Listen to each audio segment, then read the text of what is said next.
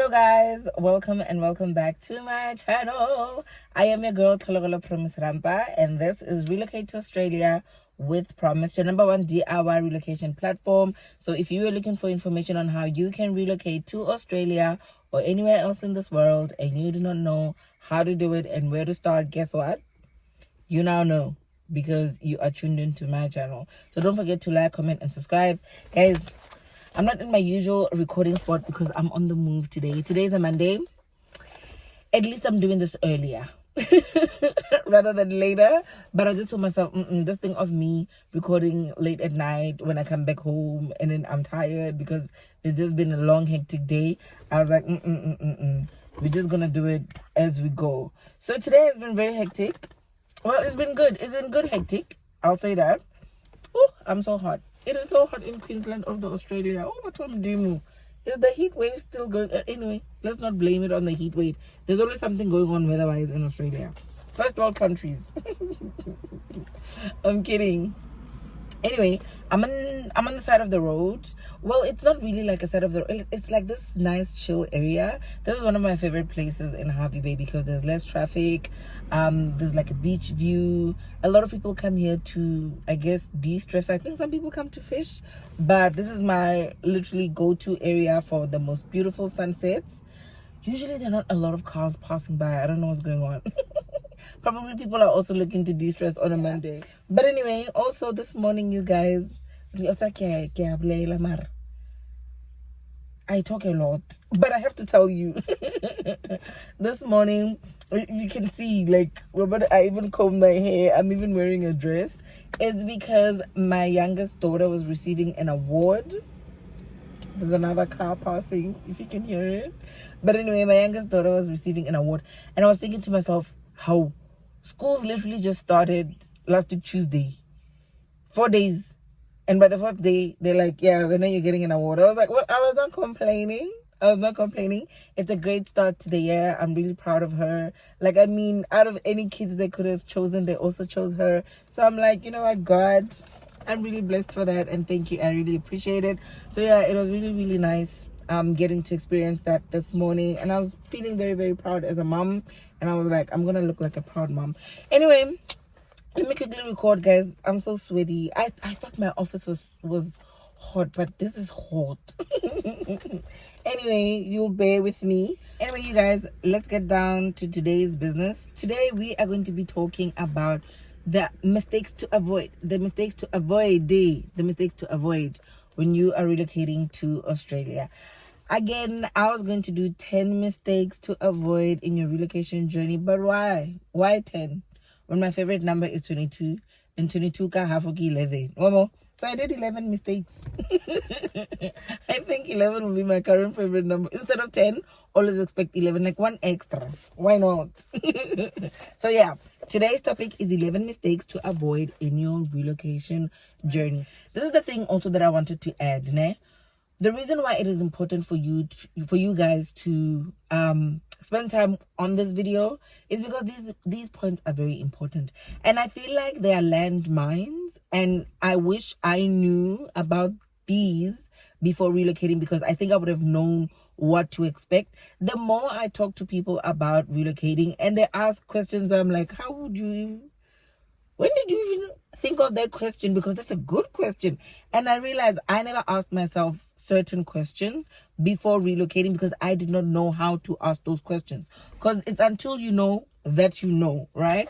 But it's always good to find people like us who have done this and can come back and say, listen, don't go there. Go there. There's a landmine there. There might be grenades under the tree. Don't go under the tree, for example, you know. So it's always good to, but again, yeah, indlela yaziwe babahambela phambili. You get what I mean? It's always better when somebody has walked the journey and they direct you and then you listen to what they say. But sometimes it is very important to be careful of who you listen to, because not everybody is as attentive and not everybody's journey is the same. There's some people who they've had it easy. I mean, maybe they came here, they relocated because their siblings were already here, so their journey will not be the same as yours. You just find the same person that has the same problem as you. and then you just keep it going. You follow their direction. Yeah. And be very attentive too. Like, listen to, okay, what is this person teaching me? So I'm going to be teaching you something today. These are the 11 mistakes that I also wish I had avoided. Some of them, most of them actually. And these are some of the questions that I wish I asked myself prior to relocating or starting my relocation journey. So let's start with point number 1. Poor visa planning. And this is actually where everything starts, you guys. The reason why this is very important, I know you're already looking for a visa, but it is very, very important to understand what visa it is that you're looking for, which one can you qualify for, and if you are qualifying for that visa, how long will you be on that visa? Is it a permanent residency visa? How long will it allow me to stay in Australia? Does it give me working rights? If I do have those working rights, are there any restrictions with that? Am I restricted with where I would be living? You know, all those kind of things. You need to put all those things in your visa planning process. And I know it can be overwhelming. And as I said, you might not know how to ask those questions, because have you ever had to apply for a visa to relocate somewhere? No. So how would you know, okay, this one is giving me a shorter stay than this one? Because sometimes, let's say, for example, your introduction to the relocation process is maybe, let's say, a company headhunting you for a certain position in the US, for example, right? And then obviously you've never done a visa to relocate before, and they're like, oh no, we're gonna give you a short-term visa, yada yada yada. It's also your pathway to a PR visa, like a long stay visa. Sometimes you don't know these terms and you don't know what they're talking about. So then you find that, okay, fine, you get onto this visa, your work has applied for this visa for you because maybe you were sponsored, for example, and you don't know much about that visa. Here you are thinking that, okay, with this visa, it's going to be my entry into the US, only to find that that visa only allows you to stay for 2 years, the duration of your contract, right? And then now, fine, you've stayed for the duration of your contract, but you have now established a life in the US where you want to stay longer. Now it's a conversation about, okay, how do I then get to a longer visa? Now, because you did not plan properly in the beginning, you're going to start then the planning during your visa, during the time where you've got that visa, and now you've got that 2-year push to make sure that you get a PR visa, and the pressure is too much. Sometimes people give up to the point where they actually even go back to their home countries because they've not done that research properly. There's recently this guy, he's from Zimbabwe. This point actually came from him. I follow him on Instagram. He's a very, very lovely guy. He's from Zimbabwe, and I think he spent some time in South Africa as well. So he's Mkaya, you know. So what happened was, he was documenting his journey working in FIFO. FIFO is like FIFO, FIFO, FIFO. Yeah. It's this program here in Australia where you fly in, fly out. Basically, you work in the mines. It's very, very good money, apparently. But it's the kind of a thing where you work very long shifts, like 12-hour shifts. You are in the mine. It's hectic work. You stay in the campsite for that whole 2 weeks or 1 week or that whole month, however long you're contracted to be staying, and then you can do overtime, whatever that you choose to do. A lot of people do this, which is actually, I'll tell you about this when we've got the proper time. But it's the jobs I wish I could go into, because I'm just like, I wonder how it's like, even if it's just for a month, just for the experience. So basically, your company, whichever company that you're with, will fly you to, let's say, for example, Perth, right? And then you've flown to Perth. You going to stay in that campsite, that mining campsite, for the whole 2 weeks, or let's say 3 weeks, and that 1 week where you'd be maybe flying back home, because a lot of people, especially the immigrants who do not have anyone inland who is home for them, they fly to Bali. Or any other like country nearby for that whole week, because then they've got good money, because anyway you're going to be paying rent, because you're not paying rent this whole time when you're in the campsite. So you're going to be, if you're going to be coming inland in Australia, you're going to probably be paying an Airbnb, which is very, very expensive in this country. So why not go to a country where it's got cheaper accommodation? Just fly there, because they're going to fly you anyway. You know, when I thought about that, I was like, this is genius. But anyway, it's a situation like that. So with this guy, he had that kind of a setup going on. And then when he had that kind of a setup going on, he was only on a work visa or work holiday visa, if I'm not mistaken, for a period of a year. So afterwards, he was hoping that, he would get then sponsorship to stay in Australia longer with a certain company, but his sponsorship did not go through, so he could not progress from that visa. Now he had to go back home and start again from scratch, having to look for other visa options elsewhere. I don't know what his journey is going to be, but I remember watching that, and I was like, you know what, I think maybe in a situation like that, if you know that you want to stay in a place longer, then the minute you go in, then start planning for that long-term journey. So with us, I'll also make an example with us. We came to Australia on a TSS visa, which is a work visa, right? With that work visa, it gave us 4 years stay in Australia, meaning that by 4 years, if we had not gotten any other visa, we would either need to get an extension of this visa, be on a bridging visa, or go back to our home country, or get a longer term like PR, for example, visa. And remember, in 4 years you qualify for your citizenship. But if you are on a temporary visa or any other visa that is not a PR visa, then you would not be able to qualify for your citizenship. So imagine spending all these 4 years, you're not on a PR visa, meaning that you might actually be going back home. But if you had properly planned and now you are on a PR visa, by the time year 4 comes, you can be a citizen. You see, it comes with proper planning. So what we did, well, I didn't even plan this long term. Like with me, it was literally just by chance. I just sat down one day and I figured, wait, because I'd spent so much time on the immigration website, I figured, oh no, wait, if I can apply for more than one visa. This is something that we'll talk about also. I can apply for more than one visa, and that's exactly what I did. I applied for a short-term and a long-term visa at the same time, making sure that we're securing our relocation, and we are relocating forever. Like, we don't want to be discussing anything with the immigration people anymore, because we are going. You understand? So that's what I did in the beginning, and I'm very, very grateful and glad that I did that. But as I said, it comes with a lot of preparation. So you need to plan your relocation journey properly, have objectives, have goals, tell yourself, this is how far I want to take this, and what am I going to do to make sure that it is possible. So do your research and do your planning. Okay, that is point number 1. Point number 2, point number 1 took a long time. Point number 2 is relocation scams. I don't know how many people have contacted me telling me about being scammed during the relocation process, because again, you guys, you're going to get people, you'd meet a lot of people online, so you're going to get a lot of people that you're thinking are proper and legit people. Relocating is actually, man, a gamble, Watson. This is a pyramid scheme. There's no way. No, like, I'm thinking about it, you guys. You usually do not meet the people that are helping you with your visa. There's a chance that you will never even meet them or ever see them ever in your life. But they are telling you that they're going to help you to migrate. Because this is how it sometimes happens with these scams, né?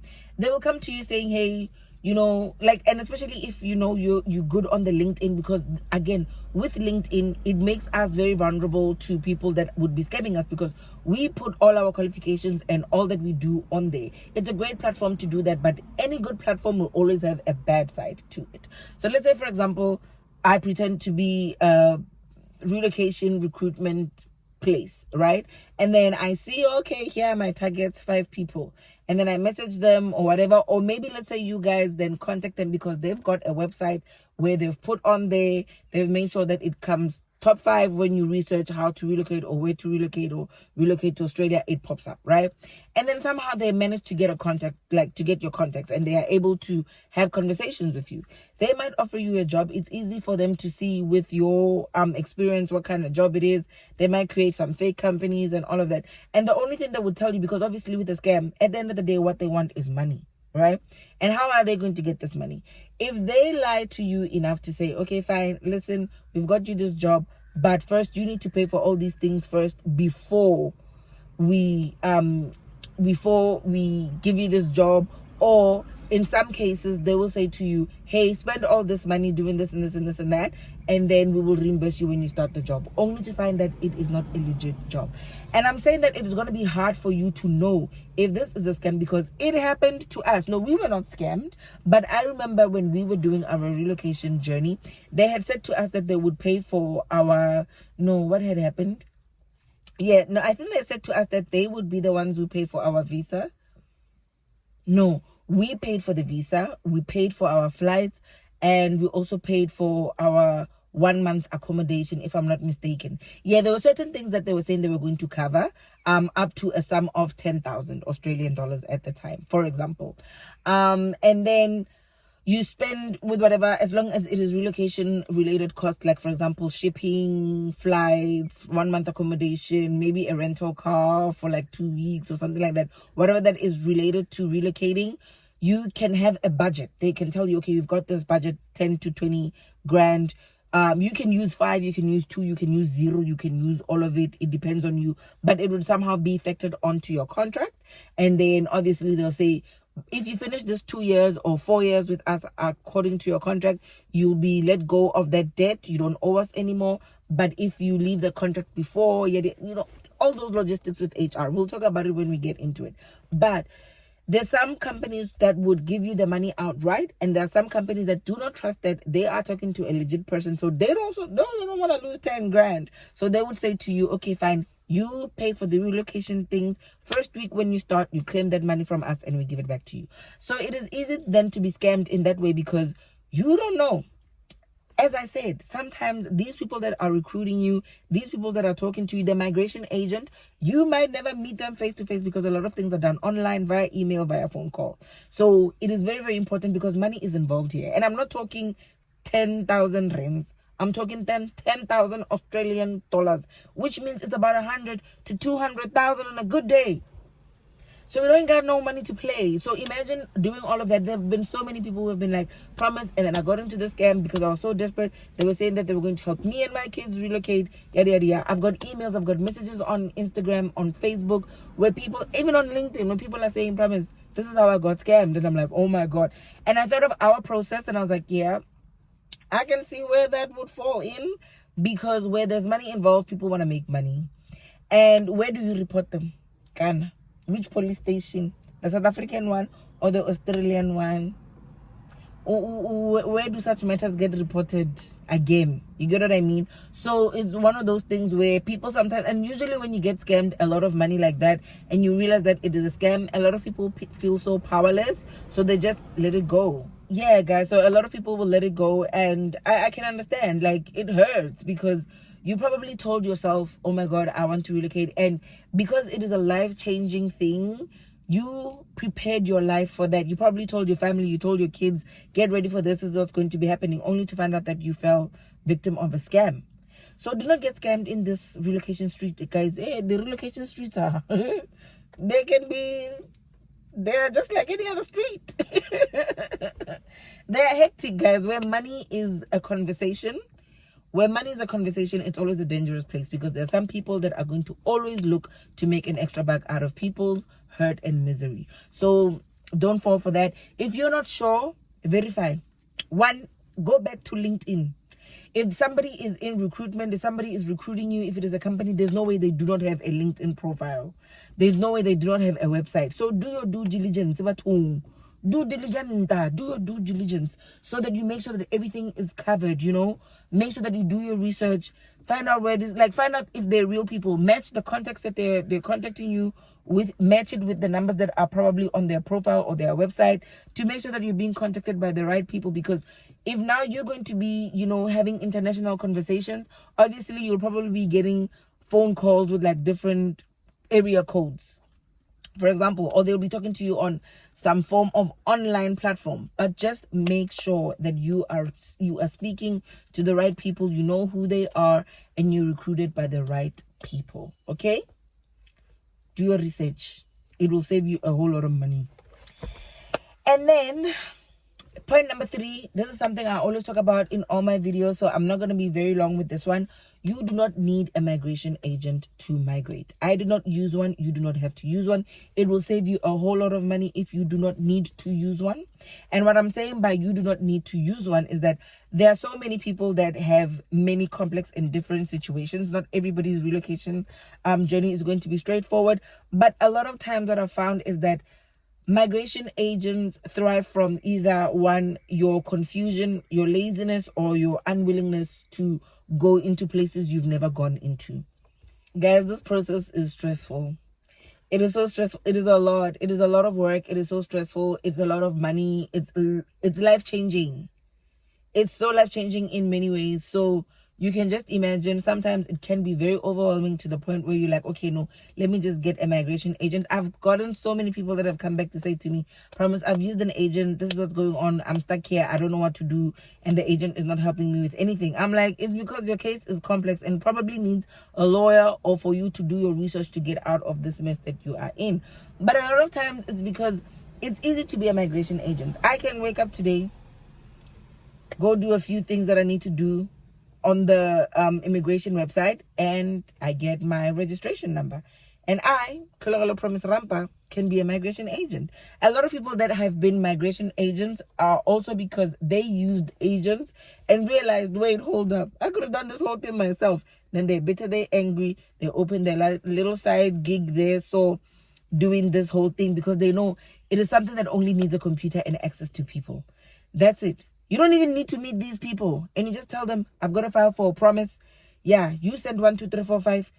I send the documents that I would have been going up and down running. I give them those documents, they upload them. The same place you could also upload. You understand? And they make you pay for it. You go write the English test. You fail it 5 times. The day you pass it, guess what you're going to be doing? Running with that piece of paper you worked so hard for. You're going to run and give it to your migration agent to do one thing. Upload it the same place you could have uploaded it to. And you know what they're going to do? They're going to charge you for doing that. Mbote. You paid for it, you studied for it, and then you're going to give that piece of paper to somebody to upload it for you? Come on. But anyway, you don't need an agent. And I don't hate agents. They do good for you. If there's a market, yay. But you don't have to. You can do this whole process yourself. It will save you a whole lot of money. And you know that money, you will use it to then settle in this country. So listen to me on that point. I will always say this and I'll forever say that. Even the day I die, I'll be like, don't use an agent. Like, Granny, what is the last advice you would tell us before you leave planet? Don't use a migration agent. You'll be fine. Okay, now, so moving on to point number 4. I've said this before, as I said in my previous videos, but I'm going to put it on here as well. Do not go to an Australian embassy in whichever country that you're in. I believe if it is happening in South Africa, I'm sure it is happening all over the world. You don't need to go to the Australian embassy for you to start your relocation process. Usually with the embassy, they deal with whatever issues the Australian is having in that country. That's one thing I learned, and I didn't know. I did not know. I get it now also. I'm South African, isn't it? I'm a dual citizen. Yes, I'm a dual citizen. But before I was dual citizen, when I was still only just a South African, I would always have to go to the South African embassy if I had any issues, if I needed to apply for a passport, anything for my kids, any issues, any migration issues. As an immigrant in Australia, I wouldn't go to the Australian embassy because Australia would not have an embassy in its own country. It's impossible. So I would have to go to a South African embassy in Australia. So if you are Australian in South Africa and you have some issues and you're not a dual citizen by any chance of South Africa and Australia, then you'd have to find an Australian embassy in South Africa to help you with those issues. That's what I would say. That's why you shouldn't be going to an Australian embassy in South Africa to try and get information or start your relocation journey. And that is a mistake I did. We went to the Australian embassy because we did not know that everything was online. Literally, when we got there, you could not even enter in there. The gates were so big, there was a security guard there. And even in South Africa, you can't just enter. Even in Australia, the South African embassy, you can't just enter. You get to the gate and you're like, hey, it's promised. Either you've got an appointment or you tell them what you are there for and they will open for you if they need to open for you. But when we went to the Australian embassy in South Africa, there was a security guard there and we told them, yeah, we want to relocate to Australia. And they were like, listen, ain't nobody going to talk to you about relocation here. Everything is done online. Gave me a piece of paper, literally just a piece of paper with the immigration, the Home Affairs website. The one that I'll put it down here for you guys to see. It is legit the only website you need to know at this point in time. That's the place where it all begins. That's where all the information is. Yes, when you go inside, there will be other links for like skills assessment, where you're going to be doing that, where you need to register for this, but those websites will be within this website. This is the godmother of websites. So that's what I got, that piece of paper of the godmother of websites.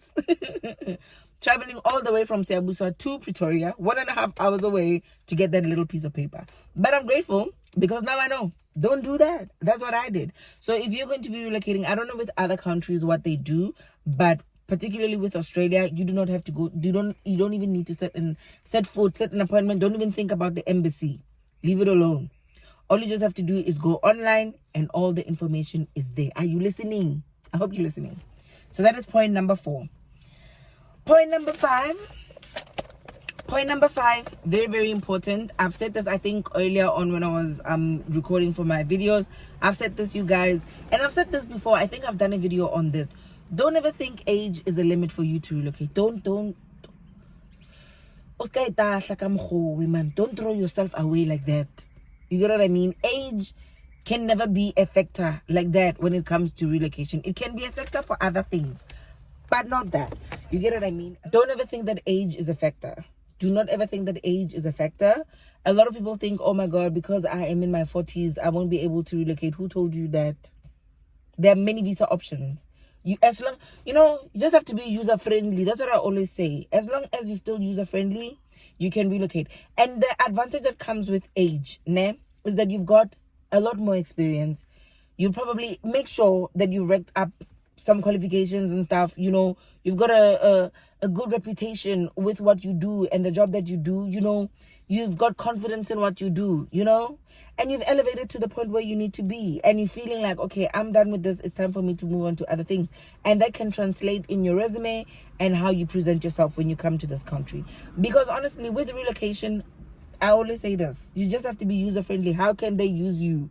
Because they don't want to take care of you. They want you to take care of their economy and them. And then in return, their economy takes care of you. So it's a give and take kind of relationship. So a lot of the times when you relocate, yes, I know there are many reasons and many ways people can relocate. But basically, if you're going to be looking for a longer term stay or a working visa and things like that, you need to offer something. You need to have something on your name for you to be used in this country. Think about it like this. In your 40s, 50s, if you had kids very young, then you are more user-friendly because you do not have those childcare responsibilities, meaning that your kids are much grown now, but now people are having kids much later. I don't know. Whatever works for you, it's great. But what I'm trying to say is that all you just need to demonstrate in Australia, regardless of your age, is how user-friendly you can be. What are you bringing to this country? And also, going back to the thought of age is not really a factor, I'm thinking about people that come to Australia also very young. There are people who come as students here in Australia, right? It's great because then it's great for their universities. They've got students, because not a lot of Australians want to go to university. So most of the universities, the majority, like large population of university students in Australia, they have found that it is immigrants.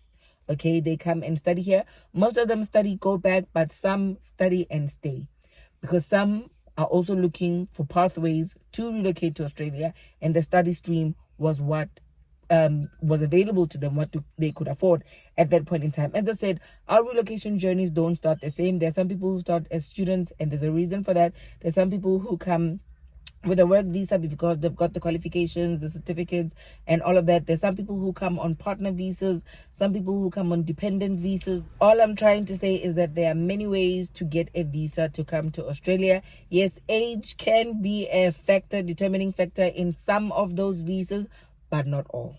Okay, so don't ever think, oh, because of my age, I will never be able to relocate. Look at your situation. Look at what your life goals are. Don't ever throw yourself away, man. There's no dustbin for human beings. Don't ever throw yourself away like that. And if you're throwing yourself away like that, why would you think somebody else would want to buy into your situation and into who you are? Man, stop playing like that. So that is point number 5. Point number 6, do not complete your English test prematurely. So I know once I get into the whole relocation conversations, you'll be having, as I said, find a journal, find a dictionary, not a dictionary, find a diary, somewhere where you can write and say, okay, I've got, or maybe in your notes, right, on your phone, wherever you do your notes, so that you can remember. Because as I said, this process is very long. There are many things to do. So you know that you've got a checklist. And then as you go with the checklist, you know how close you are to then relocating. One of the things that will be on your checklist when it comes to relocating, and this is something that also migration agents will ask you for and ask you about, it is an English test. And yes, I know sometimes you'd be like, okay, fine, because I'm already starting, let me then do an English test. Don't do an English test in the beginning.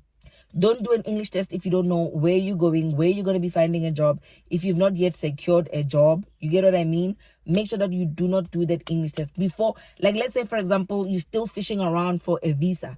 Don't do an English test. Once you have secured something and now you know, okay, now I'm moving towards these steps, then apply for an English test for you to complete one. Okay? Do not rush into it. It is not one of the things that is going to fast track your process into relocating. It is not. It is not. And you have to prepare for that English test. We will talk about it in a different segment. But what I just wanted to highlight today is that do not do it prematurely because it expires. Within 2 years, it expires, meaning that you would have to go sit down again, pay money again to write that English test. And it is not easy. It is not easy. It is not an easy test. Imagine writing it, getting the best results in that sitting. 2 years pass, you can't use it, you go write again, and you don't even get as good marks as the first sitting. Don't do it. Do it one time, pay once, get it over and done with. So the reason why I'm putting this on here, the lady that contacted me, oh my God, I need to get back to her. They are using an agent, and their agent had requested, I think it was one of the things that was requested for them to then do an English test. Now it is nearing 2 years. They are still in the relocation process because, as I said, I don't know if you've watched my other videos, but this process can take 1 year, can take 6 months, it can take 2 years, it can take 5 years. Our situations are not the same. So they are now almost within 2 years, if not over 2 years, because I don't even believe that she wrote the English test the day she decided to start her relocation journey. So it's way above 2 years of them making this decision to relocate to Australia. She has now written this English test that's about to expire, and there's no feedback or anything or any movement with her visa. She's panicking. So don't write your English test prematurely. Make sure you know the exact perfect time to write it. And just because your agent is requesting for it, it doesn't mean that you have to do it then. Ask questions. Why are you requesting it for now? Why can't you request it later? Why is it important to give it now? If I finish it now, do you guarantee that by the time 2 years come, my visa would be picked up already? Sometimes these are questions that they cannot answer because they don't have control over that process. But if you have an agent that knows what they're doing, they look out for such things and make sure that they give you proper advice. So yeah, make sure that you do not write your English test prematurely. Point number 6, don't make the mistake of thinking that you cannot apply for more than one visa. This is it's an anthem now, because I preach this all the time. You can apply for more than one visa. You can apply for 3, 4, however many you want, for as long as you qualify for them. And my advice is apply for as many as you possibly can. Whichever one comes first is the winner. That's if you've got the money also, because they are very expensive, these visas. But a lot of people may make the mistake of thinking that if they are applying for a work visa, even if they qualify for a much longer stay visa like a PR visa, they would not apply for that visa because they don't know that they can actually apply for more than one visa at a time. And whichever one comes first is the one that you will be using. Let's say, for example, you have been offered a job with PNG and they are offering you a visa for 4 years. It's a temporary skilled visa. You would be in Australia for 4 years according to them. So you apply for that visa, but during the time when you're applying for that visa, you realize that you qualify for a PR visa, and now you have applied for a PR visa, and maybe you're one of those lucky people who would then get their visa granted within a month. Let's say, for example, that happens, your PR visa is granted, and now this one has not yet been granted. For example, the TSS visa has not been granted, or it was granted 2 days before the PR visa. The minute the PR visa comes in, it is the visa that you're going to be using because it is the highest one. I hope you guys, I hope you guys can hear me. I'm going to repeat that again. So if, let's say, for example, you are on a TSS visa or any kind of temporary visa, and you got it 2 days, like it was approved 2 days before your PR visa, because your PR visa is the highest, they will consider that one rather than the short-term stay one. So in that kind of a situation, you can still talk to your employer because they've still hired you. So you can be like, oh, well, now you don't have to then spend money on my visa. I've already gotten this one. And then that's the one that you'd be using because it's still giving you working rights. And now you still have employment. And if they're like, no, we don't want someone that's on a PR, of which is highly unlikely. But if they're like, no, because sometimes some companies still want you on a TSS visa because they've got that little bit of control over you. You know, we'll talk about it. It's a conversation for another day. But let's say, for example, they're like, no, we don't want you because you've got a PR visa. Then that way it's fine because you still have working rights, meaning now you are free to go look for a job anyway without needing to be sponsored. Because sometimes that's the thing, you need to be sponsored. But now maybe let's say, for example, you don't need to be sponsored and then you can come with that visa. So as I said, it goes back to my first point. It is all in the planning. If you do proper planning of your visa, you do your research properly, you will know how many visas you actually qualify for.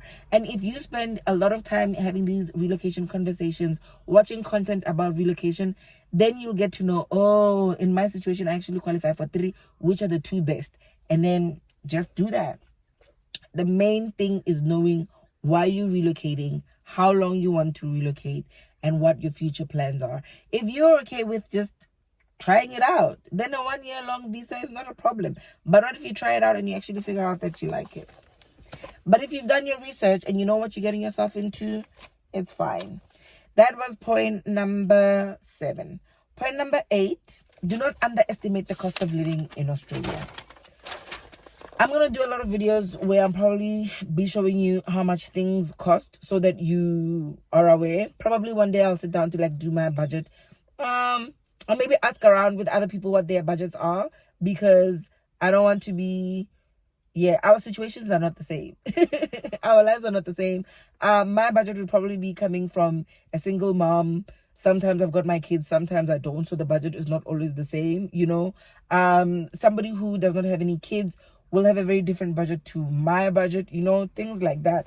But we can always shop around so that you guys have an idea of how much things cost, but do not underestimate it. Number 1, it is with the whole accommodation. Here in Australia, accommodation is very, very, very, very... Hey! Living in Australia is expensive. Living in Australia is expensive. Whether you are renting or you've got a mortgage. You've got a mortgage, living in Australia is very, very expensive. So it's things that you should not underestimate. Life here is expensive. It is the first world country. Big money, big expenses. That's all you should just think about. Big money, big expenses. When I tell Australians about how much people pay rent in South Africa, they're like, oh my God, I want to move to South Africa. I'm like, yeah, but this is the salary. And they're like, oh, okay. I'm like, big money, big expenses. Like, you get paid more. Yes, fine, you make more money, but there are more expenses. This is the good thing though. This is where I then say, if you are making big money and you are minimizing expenses, the good thing with that is that your savings, get what I mean? Yeah. So that's the positive of this. But it's only if you can understand and prepare for the cost of living this side to make sure that you live well within your means. A lot of people struggle with that. Like, and don't adopt the Australian lifestyle. Australians are consumers. Australians are consumers, you guys. They're always buying something. But don't adopt to that. Yeah, there are many things here that makes your life very easy. Yeah, and it comes with a cost, but if you don't have this money yet, it's okay. Saving is good, guys. Saving is good. But yeah, prepare yourself for that. Just tell your mind, yes, I'm going to be making big money, but I'm going to have big expenses. But I can always minimize my expenses to make sure that I save big, and then you'll be really, really making good money. Yeah, saving, guys. Savings, good. And then now moving on to point number 9, which is setting up your finances. All right. So the other thing that, and this also came with one of the people that I'm talking to about relocation. She's moving this month actually, oh my God, to Sydney. She's a vet and she is so nervous. She's so nervous. So now we're trying to like sort out accommodation and all of that. And you know what? That's a good thing. Like, I love being so hands-on with relocation because some of my content comes from the conversations that I'm having with people. I'm like, good question, and I write it down. So anyway, during her setup, one of the things that she asked me was, can I open like a bank account, all those kind of things. So I was like, okay, I'm gonna put this up here. So there are certain things that you can set up financially when you're still abroad coming to Australia. I remember during our relocation process, we opened we opened a joint bank because this is the country where we had our joint bank account. Also, did we have one in South Africa? We did not have one in South Africa. I remember very well. So in Australia, we opened one joint bank account with ANZ. ANZ is one of the many banks that you can contact. There are some banks that you might not be able to, but I don't know. We've only just used that one. I've used other banks also, but I swear by ANZ, guys, and this is not an ad. They must pay me though. But you know what, guys, like it's really, really a good bank. I really cannot fault it for anything. But one of the things that I loved was them being able to open a bank account for us online. And then that was opened and ready to go. The only thing that you'll have to do when you arrive in Australia, you just visit their nearest branch. And then when you get there, you give them your identification and then they start up their account for you. But at least it is already opened, meaning that if, let's say, for example, you have gotten a job and they are filling out those employee details, you can send that bank account and all of that. You can put them on your documents because you already have a bank account. The second thing you can do is your tax file number. Yes, you are able to apply for your tax file number even though you are offshore and not in Australia yet. But again, it's also that process of making sure that you verify who you are when you come in. And also, I think I read, when I was doing my research, I think I read that you would have to obviously provide identifying documents online when you do this application. So yes, the main thing is you can still do your tax file number online. But what I know is that it is much more easier when you do it as you arrive. Literally be one of the top 5 things you do as soon as you arrive. It's going to be hard though with jet lag. It's going to be so hard if you're going to be one of those people who will be struggling from jet lag. But as soon as you wake up, make sure that those are the things that you do. If you're going to be starting a job, I would recommend that you move 2 weeks before starting that job so that you can iron out these few little things. But yeah, there are a lot of things that you can do and you can set up online before you come to Australia. Those are the 2 that I can actually think of. Yeah, because other things, for example, if you want to set up your finances like that, don't say I told you. But when you're on a PR visa, and you relocate to Australia, if you have not found a job, you can still go on their SASA. Like, you can still start getting their Centrelink. So Centrelink is that government aid that I was telling you guys about. Oh my God, I feel so bad. But let's say, for example, I relocated with my husband, who is, I don't know, a plumber, for example, and he has gotten a job and he's all good, making money, but I am not getting a job, right? The first 2 weeks of me arriving in Australia, I can go to Centrelink and apply for a youth allowance, unemployment allowance, and I'll immediately get it as an immigrant because I'm on a PR visa. But don't tell anyone I told you that. And this is not something you can do offshore. I don't think you can. No, I don't think this is something you can do when you're still offshore. I think you would have to come to the country, but let it be one of the top 5 things you do the week you arrive, for as long as you don't have a job. If it isn't a situation of 2 people, I think you can still even do it even if you're alone. Yeah, let's say you're single and you've got a PR visa and you come to Australia and the first month you can't land a job. Because the risk of then being on a PR visa is that you've not gotten a job yet and you're still looking for a job, but you're on a PR visa. Go to Centrelink, go get Mudende. Okay? Don't tell them I told you. But yeah, those are the financial setups you can do. And yes, also, guys, if you're going to be on a PR visa, learn about their SASA. Their government aid is good in this country. Learn. Learn the ropes, learn, and then get what's due to you. Because you're going to be working and paying taxes anyway, so chow the money quickly. Shh, don't tell them I told you. Okay, point number 10. So point number 10 is for families. Guys, do not make the mistake of not properly planning for your family. Okay, one, if you are, let's say for example, coming single and you're looking to then get a partner here and have children, do your planning, because daycare is expensive, and mind you, you do not have any family coming for you and coming for your aid, so you can't leave your child with auntie mamkulu, or there's nothing like that here. Okay, so you need to make sure that you plan properly for that. If it's just only the two of you, no kids, okay, all right, Gomnand, congratulations, good for you.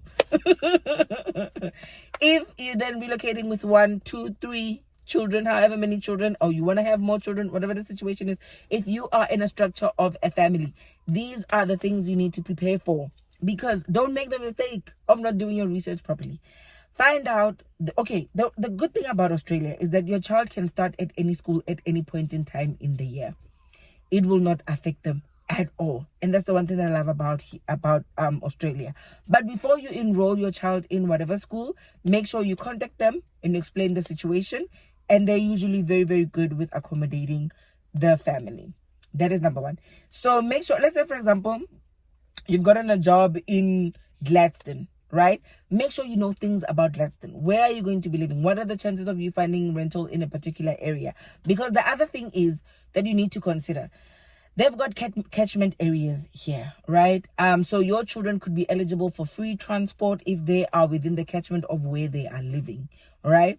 So sometimes parents would want to enroll their children closer to where they work, but it might be out of catchment with where they are living. So when you are going to then be enrolling your child in school, you need to be sure about which area do you want to make sure you find accommodation. Is it closer to where you work? What is the situation? Obviously, it is hard to make a decision about where to live because you can't tell also the future. You don't know if you would be approved in one place and not the other, because the rental market also in Aussie, the rental market is a serious market. It is a discussion for itself. We have to have it separately. But yeah, we'll talk about accommodation, we'll talk about rentals, how to get rentals, the pros and cons, how it works here in Australia, because as I said, it is a conversation on its own. But you guys need to know what you're getting yourself into, because it has a lot of implications, especially for a family. As I said, the whole issue about catchment area, is it closer to your work? Does it work logistic wise? Is it closer to activities? What's going to be happening that year? It will be hard for you to figure it out, especially when you're new and as an immigrant. And I find this to be so sad, hey, because especially things must change. I find that a lot of immigrant moms are exhausted. They're so tired because they still have to be submissive providers in a way. Like, they'll still have these husbands who have African ways of doing things, where they're not helping out with like the school drop-off and pickups of the kids. The moms are the ones who always have to organize the uniform, the hair, the this, the that, the enrollment and all of that. And the dad is the provider, but not doing as much with the children. In Australia, those dynamics, you leave them at the airport, because here is teamwork. Everybody has to chip in, because the wife cannot do it alone, as there are no, because I think, if you're in your home country, and I'll just say Africa, because I find this a lot with a lot of Africans, like a lot of Nigerians and Zimbabweans and South Africans. I see this a lot with these women, where they take on a lot of responsibilities when it comes to the family and the children while working, and they are exhausted. But yeah, you find that the man is just only the provider, going to work and coming back, and is like, I'm tired. But the wife also goes to work and comes back and still does the meals, and still does the school pickups and the drop-offs, still does the family, the parent meetings and daycare dates and all of that. They need to know all this information, and it is too much of an overload. When you come to this country, you have to do this together, meaning that if you've got a husband and a wife, if you guys are living together, this is a joint effort, because it is a lot. You're learning from scratch. Sometimes things like, there are some schools, like especially the private schools, they start school much later and finish school much earlier than children in public schools, right? Meaning that you need to plan for that. A lot of immigrant families do not know it until they know it. Some of them catch it when it is happening at that point in time. And they're like, oh my God, I need to arrange care for my child because I need to go to work. There are some immigrants, when you initially arrive the first year, you will not know the holidays, the public holidays of this country. So literally the following morning, you're going to wake up to try and go to work and you realize there ain't nobody waking up. The kids are not going because it's a holiday. And you were not aware because everything is just going. Guys, relocating is not easy. And if you think the hardest part is actually getting the visa, it gets harder when you are trying to settle. So it never stops. It takes a good 5 years before you really settle. Like where you've got a grip of things and you're like, okay, this is my rhythm now. Yeah. And the other thing also, when you're migrating, your children, especially if you've got children of different ages, children from 0 to 5, obviously they need to be in daycare. From 5 to, let's say, 12, yes, they'll have to be in primary school. But the good thing is that in Australia, they've got a law to say your 12-year-old is allowed to be left home alone for an extended period of time until the parents come back from school. So once you've got children who are from 12 up to 18, there's a little bit of flexibility and a little bit of like relief, Nyana, as a parent, because then you don't need to be paying and organizing after school care for them, before school care for them, because of your work commitments. The other thing also in Australia that I like is that you can schedule your work to start a bit later and end a bit later.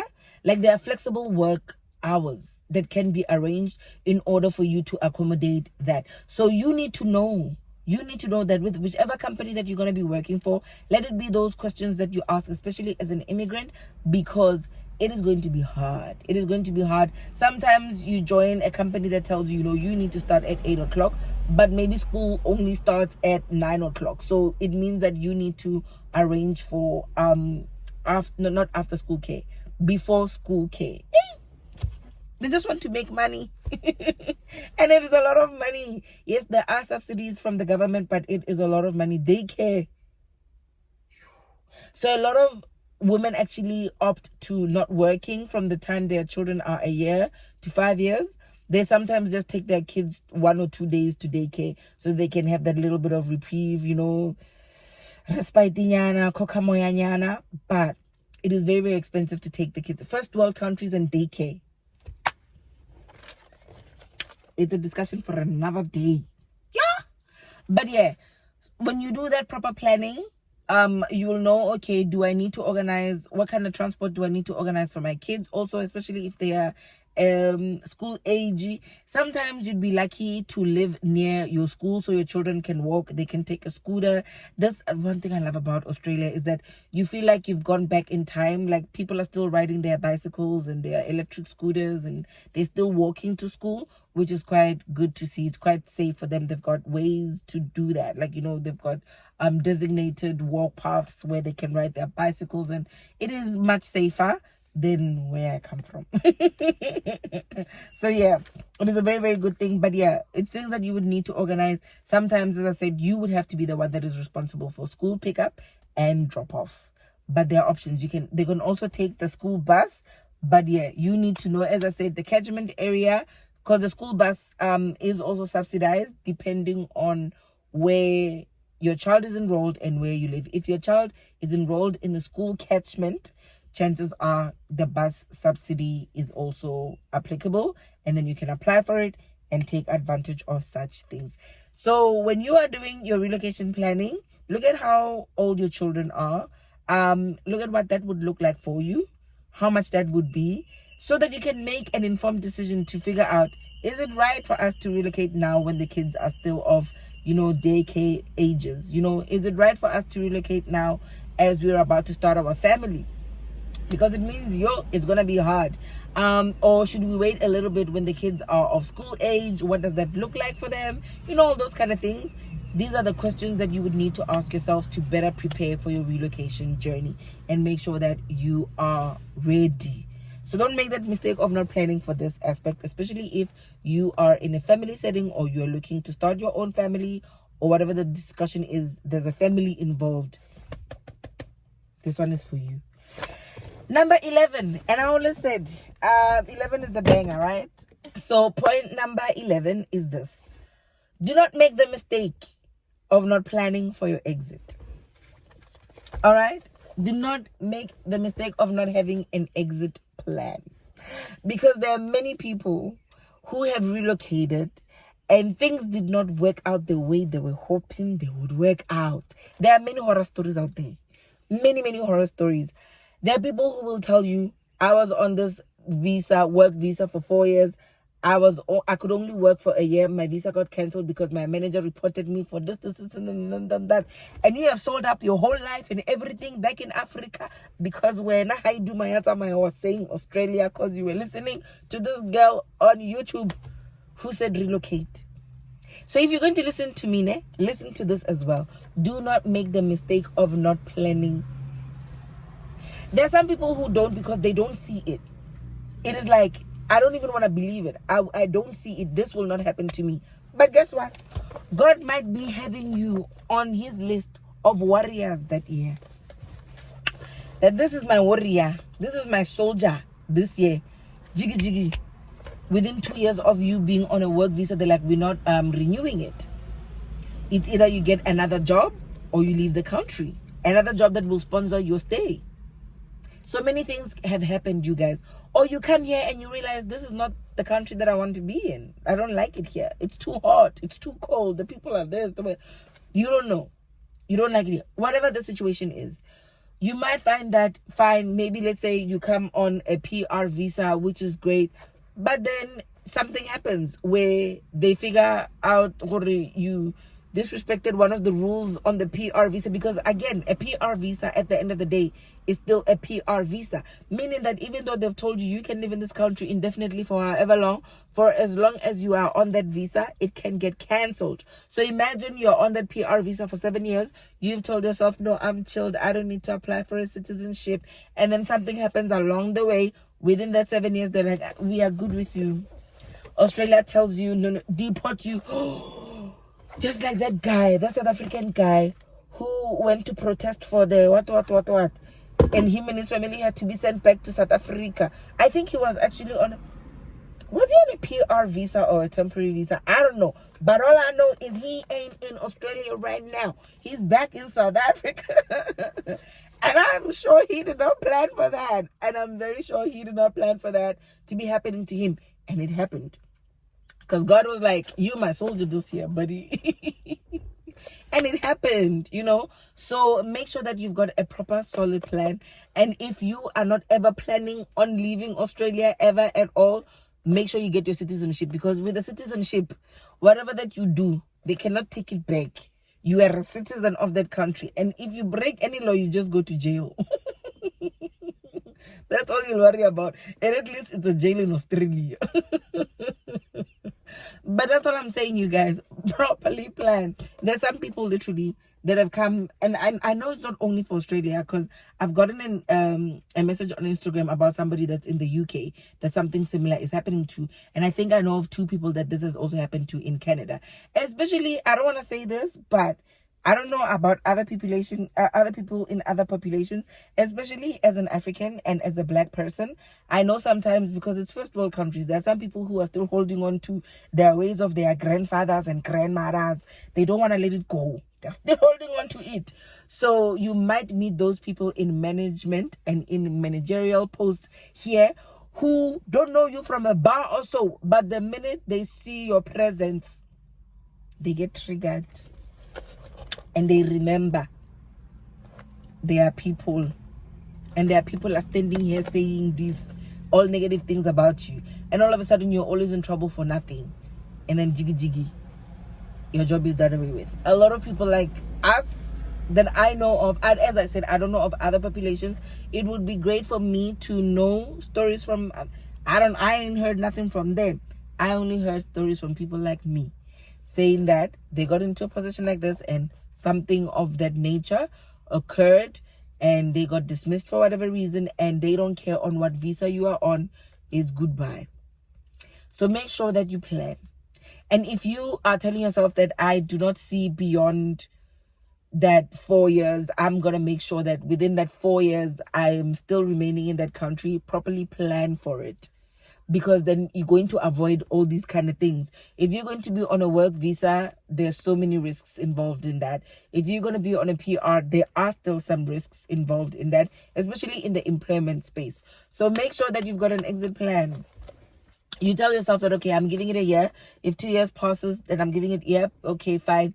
By 4 years, 5 years.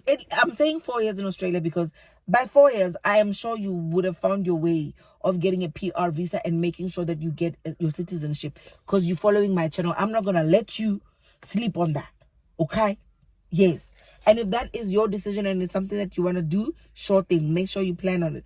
Because if you are then getting your citizenship, your PRs, there's more security that comes with that. You know, you don't have to then worry about it being taken away at any point in time, and now you have to go back to South Africa to explain to them why when So make sure that you have planned properly from the beginning until the very end. The beginning being planning your journey properly. Know your visas. Know the information about your visa. What are the restrictions? What can you do? What can you not do? You get what I mean? If you know that information, you know what to expect and how to then conduct yourself when you get to this country. And also at the end, have an exit plan. Especially if you're going to be coming on any work visa, any temporary visa, study visa, you know, a visa that has an end date, have an exit plan. And if your exit plan is, I am exiting to a PR visa, which is much higher than the visa that I have right now, plan. You never know. You could also just simply change your mind. You can literally just change your mind along the way and decide, this is actually not what I want to do. There are people that have lived abroad 10 years, 15 years, and they're like, I want to go home. Plan for that still. And with that planning, it comes with asking yourself, if you've got like maybe property back home, do I rent it out? Do I sell it? You know, if you've got life and family back home, how do I see them? How do I still get connected, still stay connected with my family? What are the plans? How often would I be going home?